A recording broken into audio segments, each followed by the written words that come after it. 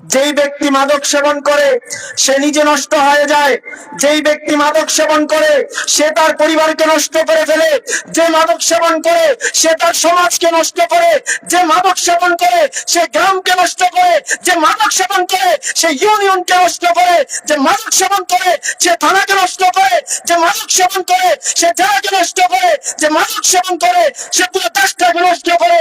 যে মাদক সেবন করবে তার কারণে যদি পুরো জাতি পুরো দেশ নষ্ট হয়ে যায়, তাহলে আমি মনে করি করোনা ভাইরাস আসার পরে অ্যান্টিভাইরাস দিয়ে যেভাবে করোনা ভাইরাসকে তাড়িয়ে দেওয়া হয়েছে, ঠিক তেমনি ভাবে এই তাবলীগী জনতা এমন করোনা ভাইরাসকে, এমন মাদক মোড়াদেরকে আমরাও এভাবে তাদেরকে প্রতিহত করব, প্রতিরোধ করব, কোনোভাবেই তাদেরকে টিকে থাকতে দেব না ইনশাআল্লাহ। ভাইরা আমার, স্পষ্ট বক্তব্য আমি বক্তব্য দিতেছি, আপনারা শুনতেছেন। এখান থেকে আমাদের সীমাবদ্ধতা না শেষ করলে হবে না। আমরা সবাই জানি আমাদের প্রশাসনের কি হালত, প্রশাসনের কি অবস্থা। আমরা দেখেছি অতীতে যারা মাদক সেবন করে, মাদক বিক্রি করে, তাদেরকে প্রশাসনের হাতে তুলে দিছে।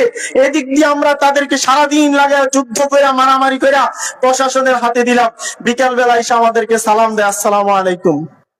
এমন যদি হয়, আমি মনে করি প্রশাসনের হাতে দেওয়ার কোনো প্রয়োজন নাই। এমন যদি হয় তাহলে প্রশাসনের হাতে দেওয়ার কোনো প্রয়োজন নাই। আমরা স্পষ্ট ভাষায় বলতে চাই, যারা এখানে উপস্থিত আছেন, আমাদের আজকের এই সমাবেশের একটাই শুধু উদ্দেশ্য ছিল, আমরা মুরব্বীদেরকে রাখবো, তারা এখানে আসবে, তাদের মাধ্য থেকে আমরা ইনশাল্লাহ প্রশাসনের সহযোগিতা পাবো।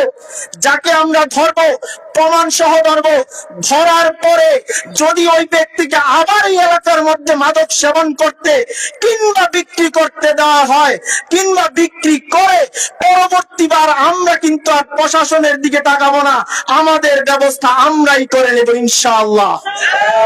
আছেন তো সবাই? তৈরি আছেন তো ইনশাআল্লাহ? কে কে আমাদের সাথে যুক্ত হবেন? দুই হাত তুলে দেখা দেন।